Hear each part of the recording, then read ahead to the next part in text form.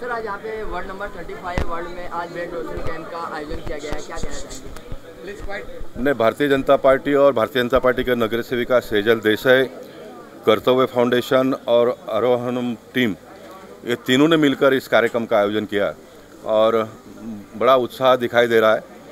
और पॉलिटिशियन लोगों को मैं हमेशा कहता हूं कि मोदी जी जब कहते हैं कि देश में युवाओं की संख्या बढ़ते जा रही है, तो ये संकेत होता है सारे पार्टी में काम करने वाले लोगों को और सारे नए लोगों को जोड़कर आगे चलना चाहिए।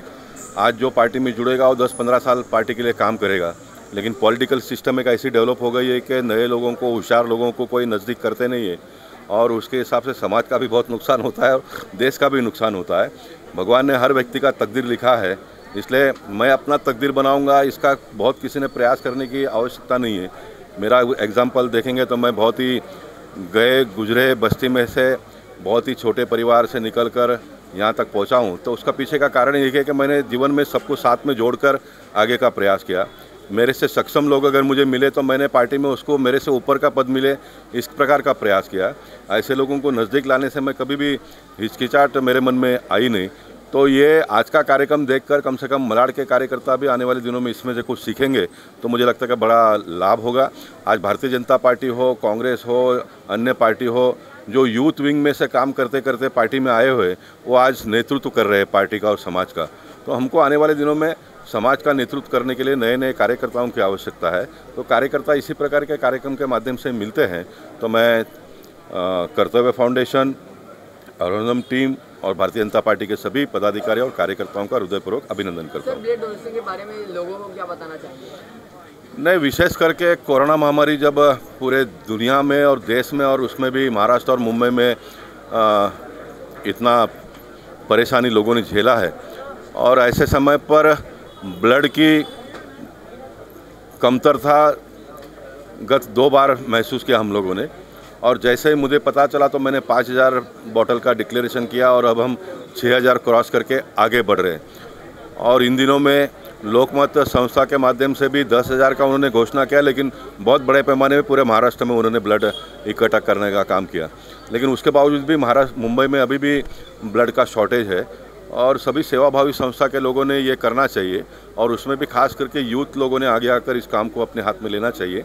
इससे समाज में एक अपनापन का भावना पैदा होती है, समाज की आवश्यकताओं को हम पूरा कर सकते हैं और आने वाले दिनों में काम करने के लिए नए कार्यकर्ताओं को जोड़ सकते हैं। इतनी बड़ी ताकत इस प्रकार के कार्यक्रम में है। सर कोरोना महामारी के बीच जो है, कोरोना महामारी ऐसे एक चीज़ है जो कि लोगों को भी परेशानी हो रही है और अगर परेशानी हो रही है, अगर वैक्सीन की बात करें तो ये दूसरी तरफ वैक्सीन आ रही है और दूसरी तरफ मिल नहीं रही है वैक्सीन, उस पर क्या कहना चाहेंगे सर आप?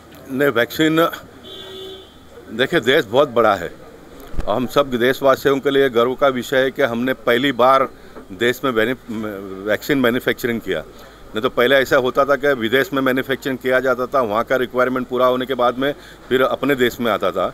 चिकन पॉक्स का जो वैक्सीन है, आप सबकी जानकारी के लिए 10 साल के बाद में भारत देश के लोगों को मिला।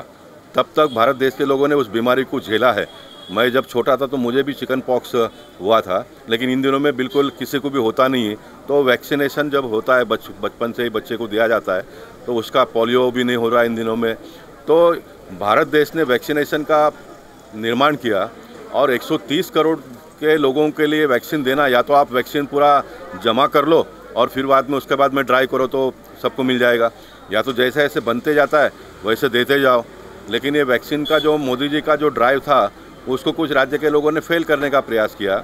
45 साल वालों को भी घुसा दिया, 18 साल वालों को भी घुसा दिया और फिर अभी ये जो ड्रग मैन्युफैक्चरर लोग हैं उन्होंने तो बच्चों को भी होगा इस प्रकार का एक विषय छेड़ दिया और लोगों के मन में एक भय का वातावरण पैदा करने का प्रयास किया। आपके विषय पर शॉर्ट में आ जाता हूँ। मैंने परसों ही केंद्र सरकार को एक चिट्ठी लिखी है कि मुंबई शहर बहुत बड़ा शहर है, महाराष्ट्र का सबसे बड़ा पॉपुलेशन वाला ये शहर है, इसलिए मुंबई को ज़्यादा वैक्सीन देना चाहिए, ये हमने मांग की। और इसमें भी इन दिनों में जो वैक्सीन कॉरपोरेशन के माध्यम से 100 आ रहा है, तो 50 तो ऑनलाइन ऑफलाइन के लोगों को आप दे रहे हो, उसमें बाहर के लोग आते हैं तो उनको ना नहीं कहा जा सकता, उनको देना ही पड़ता है। तो उसमें से कुल मिलाकर बहुत कम लोगों को लाइन लगाने के बाद में भी मिलता है। तो हमने जब केंद्र सरकार के सेक्रेटरी, हेल्थ के सेक्रेटरी से बात की तो उन्होंने कहा कि महाराष्ट्र में पर्याप्त वैक्सीन है, हम मुंबई के लिए गाइडलाइन नहीं बना सकते, हम राज्य को गाइडलाइन बनाकर दे दिया, राज्य का काम है, राज्य बना सकती है। मुंबई शहर को ज़्यादा वैक्सीन देने का निर्णय राज्य सरकार ले सकती है। तो मैंने उनको चिट्ठी लिखकर ये कहा कि आप उनको गाइड तो करो कम से कम कि भाई मुंबई के ऊपर ज़्यादा ध्यान दे।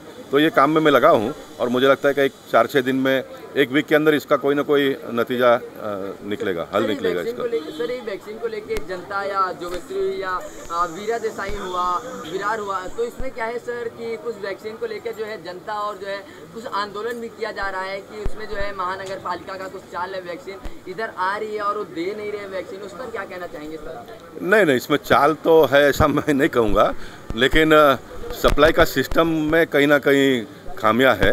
जैसे महाराष्ट्र अगर मुंबई शहर को वैक्सीन देती है तो मुंबई के कमिश्नर, एडिशनल कमिश्नर ककानी साहब ने भी मेरे से बात किया कि हमको वैक्सीन ज़्यादा दिलाइए करके। तो ये ज़्यादा वैक्सीन देने का काम महाराष्ट्र सरकार कर सकते हैं, केंद्र सरकार ये स्टेट का सब्जेक्ट है, इसलिए महाराष्ट्र ने ज़्यादा देना चाहिए। अब ये 50, 100 या 200 देते हैं, वो भी 2 दिन का गैप में देते हैं, तो पहुँच नहीं पाते हैं हम लोग, लेकिन प्रयास चालू है। 1-8 दिन में इसका भी रास्ता निकालने का प्रयास हम सब लोग मिलकर करेंगे। सर, एक क्वेश्चन और मन में आ रहा है, वीरा देसाई की कुछ जनता का भी कहना है कि जो है अगर पहला डोज लेने के बाद वैक्सीन का अगर दूसरा डोज लेने के लिए अगर एसएमएस आता है फ़ोन पे, उधर जाओ तो उधर बोलते हैं यहाँ नहीं, विरार जाओ, विरार नहीं, बोरीवली नहीं, बांद्रा जाओ, ऐसा फिर उसने बोलते हैं, फिर बाद में बोलते हैं वैक्सीन खत्म हो गया। उस पर सर नहीं, मुंबई के लोगों को मुंबई के बाहर जाओ ऐसा मुझे लगता नहीं कि एक भी मैसेज आया होगा। उल्टा मुंबई से बाहर के लोग मुंबई में आकर वैक्सीन ले रहे हैं, तो उनको भी ये कहा नहीं जा रहा कि आप मुंबई में जाकर लीजिए, लेकिन बहुत सारे लोग मुंबई में कामकाज के लिए आते हैं, तो उनका मुंबई के लोगों के साथ में कांटेक्ट है, इसलिए वो यहाँ पर वैक्सीन लेते हैं, क्योंकि वो शाम को जाएंगे तो उधर बंद हो जाता है। तो दिन में काम करते समय अगल बगल में जहाँ पर भी है तो वहाँ पर जाकर लेने का प्रयास करते हैं। देखिए, हम सब एक है, हम एक ही देश के लोग हैं, थोड़ी दिक्कत होती है, थोड़ी परेशानी होती है, लेकिन उसमें से रास्ता निकलेगा और निकालेंगे हम सब लोग मिलकर। और सर यहाँ पे सर मुंबई